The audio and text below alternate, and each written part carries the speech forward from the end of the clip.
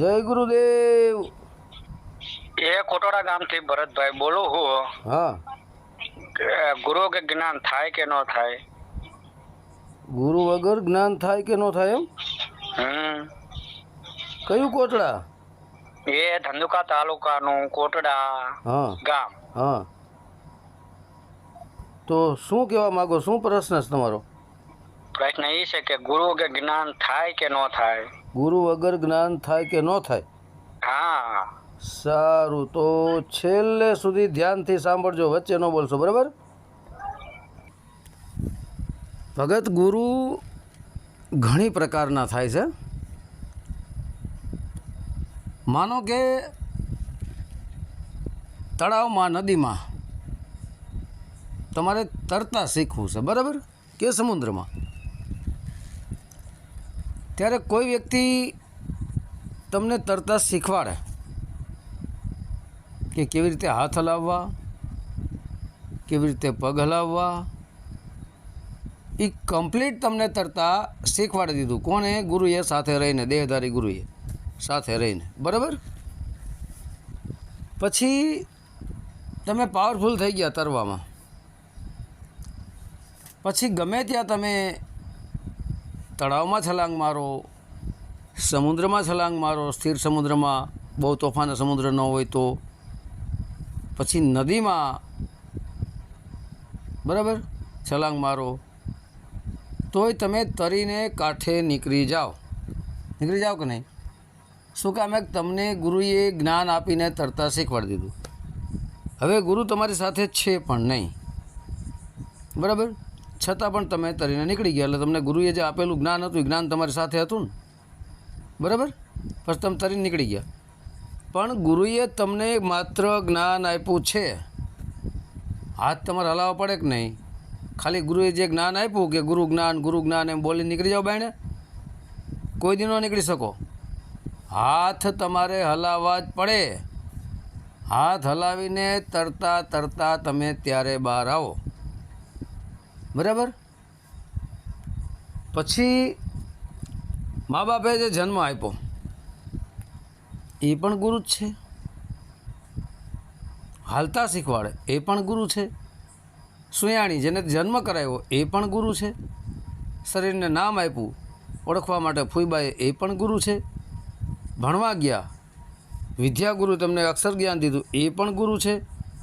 આવી રીતે એક પછી એક 6 ગુરુ છે જીવનમાં. 7મા જે ગુરુ છે ને, એ શબ્દ ગુરુ છે અને સુરતા શિષ્ય છે. સમજી ગયા?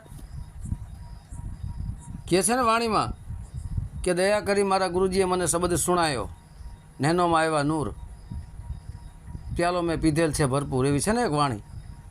દયા કરીને શબ્દ સુણાયો.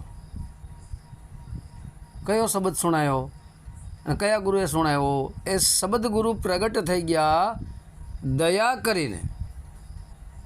ત્યારે તમારી આંતરિક સુરતા દ્વારા તમે સ્થિર કરી અને એ સોહમ શબ્દ રૂપી ગુરુ પ્રગટ થઈ ગયો અને શબ્દ તમને સુણાયો, મતલબ તમને સંભળાયો. બાકી આ દેહધારી જે ગુરુ છે એ તમને 52 અક્ષરી જ્ઞાન આપીને કમ્પ્લીટ તમને બનાવ્યા. કેમ ઇન્દ્રિયો પર વિજય મેળવો, કેમ વિષય વાસના પર વિજય મેળવવો, કેમ મનને સ્થિર કરવું, સુરતાને ક્યાં જોડવી, એ બધુંય તમને 52 અક્ષરી જ્ઞાન મુખે બોલાય ને કાને સંભળાય.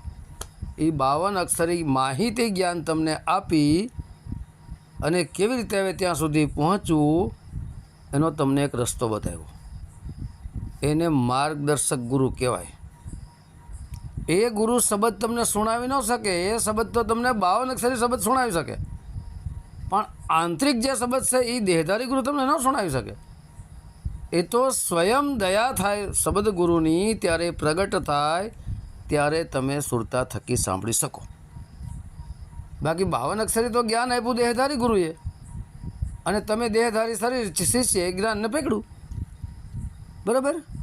જેવી રીતે નદીમાંથી નીકળવા માટે હાથ હલાવ્યા તમે, એવી રીતના ગુરુ નથી ત્યાં, હારે નથી ગુરુ જ્ઞાન આપી નીકળી ગયા. એમ તમને 52 અક્ષરી શબ્દનું જ્ઞાન આપીને સુરતાને ક્યાં સ્થિર કરવી, બરાબર, એ તમને જ્ઞાન આપ્યું. પછી ગુરુ સાઈડમાં હટી ગયા. પછી સ્વયં તમારે ધ્યાનમાં બેસવું પડે. હે, કમ્પ્લીટ સ્ટેપ બાય સ્ટેપ તમારે સત્યના માર્ગે હાલવું પડે, ભક્તિ ભજનમાં હાલવું પડે. જો દયા કરીને શબ્દ આ દેહધારી ગુરુ સુણાવતા હોય, તમારે ક્યાં કંઈ કરવાની જરૂર છે? તો ધ્યાનમાં બેસવાની જરૂર નથી, તમારે ભક્તિ કરવાની જરૂર નથી, તમારે ક્યાંય ધ્યાન ધરવાની જરૂર નથી. છે કે નહીં સીધો હિસાબ? દેહધારી ગુરુ માધ્યમ છે, માત્ર એક રસ્તો બતાવનાર છે. પણ જ્યારે શબ્દ ગુરુ પ્રગટ થઈ જાય ત્યારે દેહધારી ગુરુ છૂટી જાય.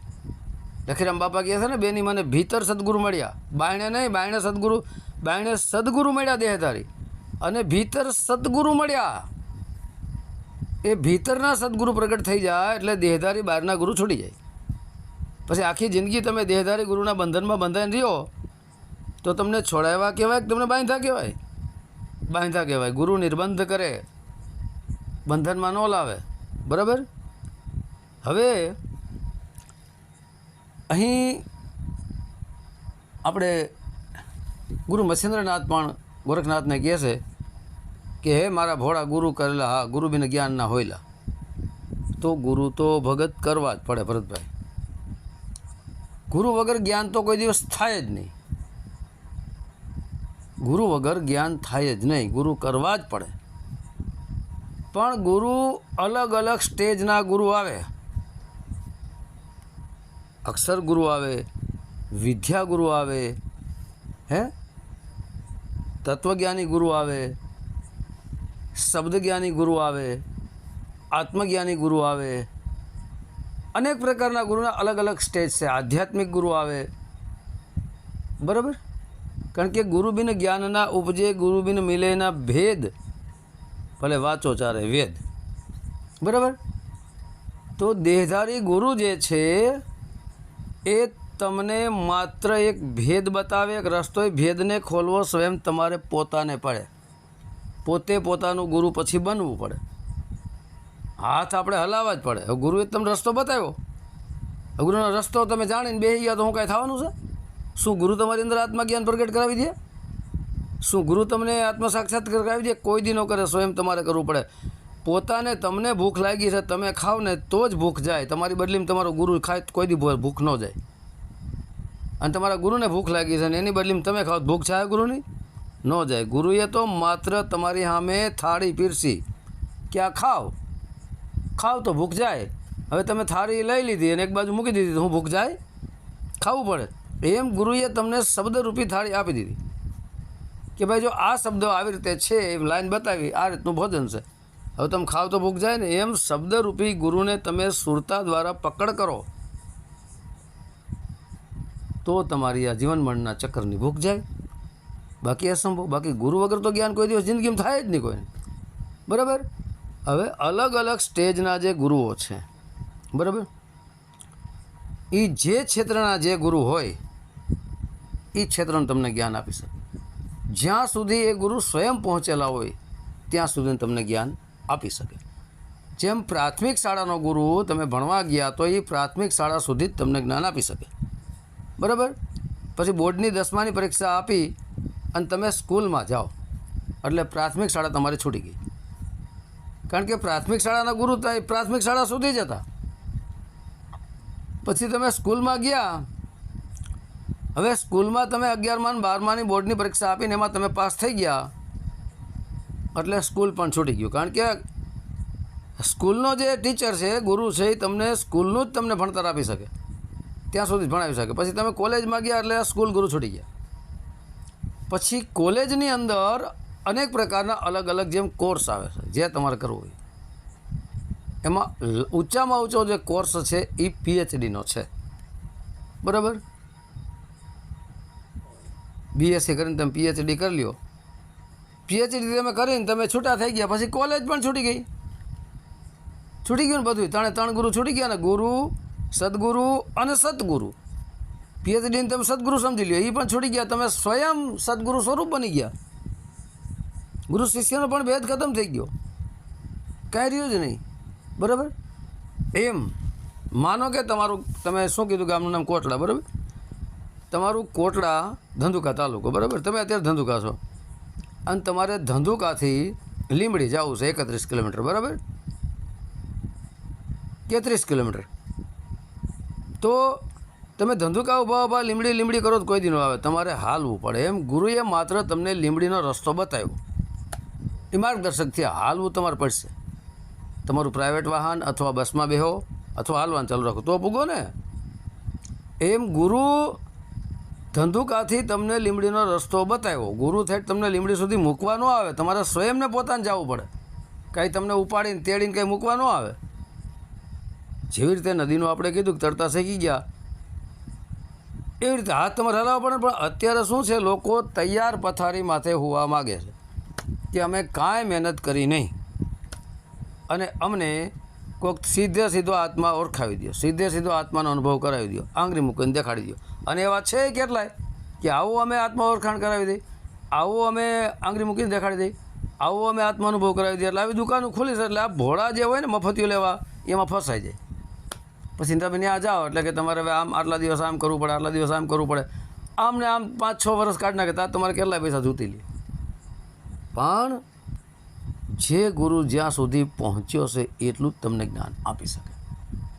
સ્વયં ગુરુને ખબર નથી, તમને લીમડીનો રસ્તો બતાવ્યો, સ્વયં એ ગુરુએ લીમડીનો રસ્તો જોયો નથી, તમને રસ્તો બતાવી દીધો બગોદરા બાજુનો, તો તમે શું કરો? હે? કારણ કે તમે ધંધુકાથી થોડાક આગળ વધો 1-2 કિલોમીટર, 1 કિલોમીટર એટલે ડાબા હાથમાં રસ્તો વરે લીંબડીનો, બરાબર? અને સીધો રસ્તો એ ફેદરા બગોદરા થઈને અમદાવાદ બાજુ નીકળી જાય.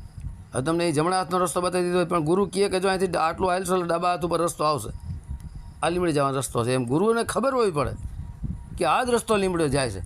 એમ ગુરુને ખબર હોવી પડે કે આ જ ભક્તિનો રસ્તો છે, એ આત્મ પરમાત્મા સુધી પહોંચે છે. એમ સ્વયં ગુરુ જ જો ન પહોંચ્યા અને રસ્તે ન આવેલા હોય તો એ તમને કેવી રીતે રસ્તો બતાવી દે? કદાપી ન બતાવી શકે, બરાબર?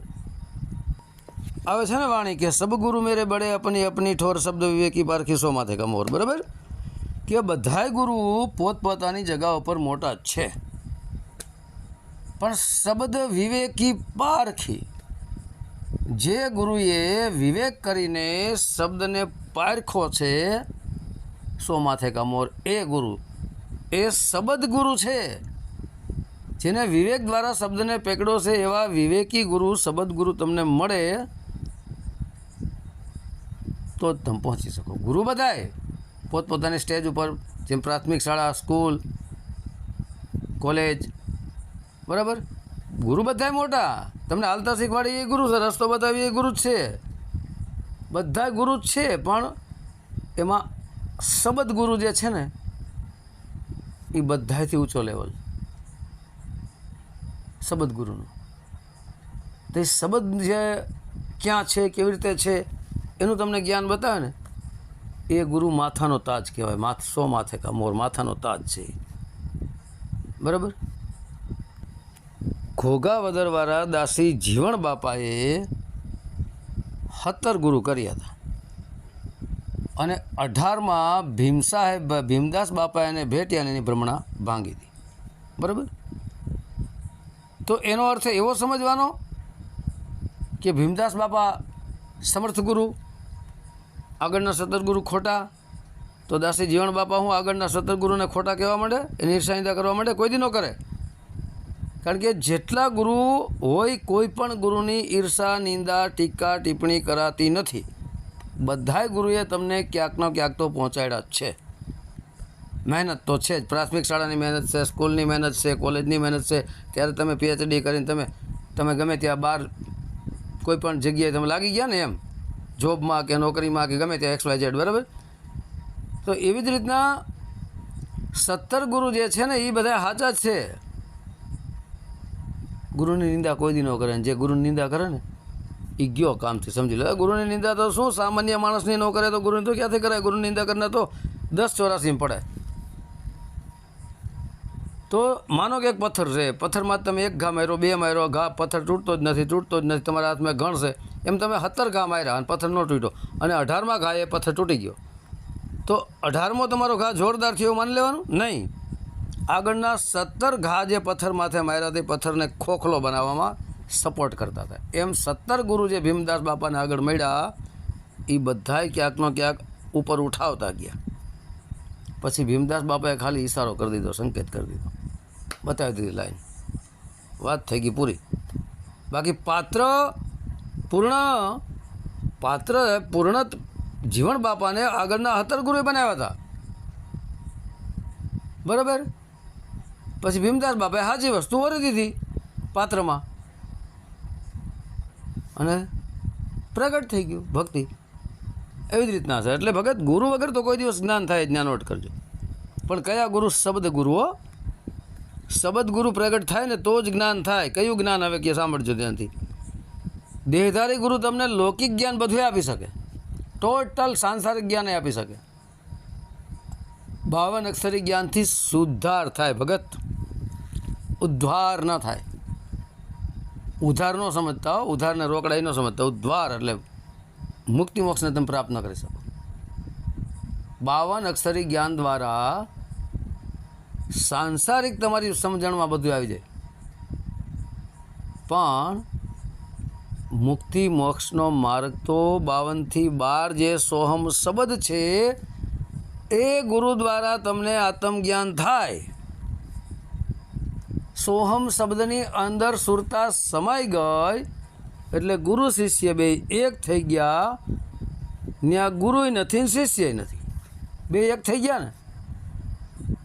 સોહમ શબ્દની અંદર સુરતા સમાઈ ગઈ. સોહમ શબ્દ જઈને આત્મ સ્વરૂપને પ્રાપ્ત કરી દે. આ ગુરુ શિષ્ય ખતમ. પોતે એકલા જ, ગુરુય નહીં, ચલાય નહીં. બરાબર. પણ પહેલાં તો ગુરુ જોશે દેહધારી, પણ દેહધારી ગુરુય સત્યનિષ્ઠ હોવા પડે, સદાચારી હોવા પડે, ઇન્દ્રિયાતીત હોવા પડે, વિષય વાસના રહિત હોવા પડે, પ્રેમ અને ભાવના ભૂખ્યા હોવા પડે, ધનના ભૂખ્યા બિલકુલ ન હોવા પડે. હું ઘણી વાર વાત કરું છું કે જે જગ્યાએ ધન આવ્યું વચ્ચે માયા આવી એટલે એ ગુરુ ન ચાલે મારી દ્રષ્ટિએ. પછી જેને જે કરવા એ કરતા રહેજો. હું સ્વયં એવું માનું છું કે જે ગુરુ ધન દોલતનો જ ભૂખ્યો છે તો એ તો વિષય વાસના ફસાય, તો એ તમને શું મુક્તિ મોક્ષ અપાવી શકે. પણ જે ગુરુ ભાવ પ્રેમના ભૂખ્યા છે એ તમારી અંદર ભાવ પ્રેમ પ્રગટ કરી શકે. બાકી જે ધન દોલત લૂંટા રાખે, હેડફા રાખે, એવા ગુરુને હું નથી માનતો. હું તો ગુરુ એવા માનું છું કે ભાવ અને પ્રેમના જ જે ભૂખ્યા હોય. સાધુ ભૂખા ભાવ કા ધન કા ભૂખા નહીં, ધન કા ભૂખા જો ફીરે સો તો સાધુ નહીં. હું તો એવા ગુરુને માનું છું. સરોવર તરોવર સંતજન ચોથા વર્ષે મેહ પરમાર્થને કારણે સાધુ તર્યા દે. જે સાધુનું કાર્ય જીવન પર્યંત પરમાર્થ જ હોય એવા ગુરુને હું માનું છું, સ્વાર્થી નહીં. બાકી અત્યારે તો લાઈ 15 આવી જાય અંદર એવું જ છે. ગુરુને તમે પૈસા આપો તો જ ગુરુ રાજી થાય. અને એને પ્રિય શિષ્ય બનાવીને રાખે કે આ તો મારો પ્રિય શિષ્ય છે, કારણ કે એને ધન દોલત આપે. હું નથી એક વાણી ગાતો કે બધાને ધન દોલત આરે મતલબ છે. એક વાણી ગાઉં છું કે નહીં? સબકો તેરી જેબ સે નાતા, તેરી જરૂરત કોઈ નહીં, બચ કે નિકલ જા इस बस्ती में, करता मोहब्बत कोई नहीं, पैसे की पहचान यहाँ, इंसान की कीमत कोई नहीं. પૈસાની ઓળખાણ છે, માણસની કોઈ કિંમત નથી. બધાને તમારા ખીચા અરે મતલબ છે, બાકી એને તમારી કાંઈ જરૂરત નથી. તમે દેવાનું બંધ કરી દો એટલે તમારો ફોન ન ઉપાડે, તમને બોલાવે નહીં, તમને ચલાવે નહીં. બીજી એક વાણી હું ઘણી વાર કહેતો, હેતુ રે વિના ના હોય એ જગમાં, હેતુ રે વિના ના હોય. હેતુ એટલે મતલબ, હેત એટલે પ્રેમ. મતલબ વગર તમને કોઈ પ્રેમ કરતું નથી. એક જન્મ દેનારી માં, બીજા સાચા સંત અને ત્રીજા પરમાત્મા.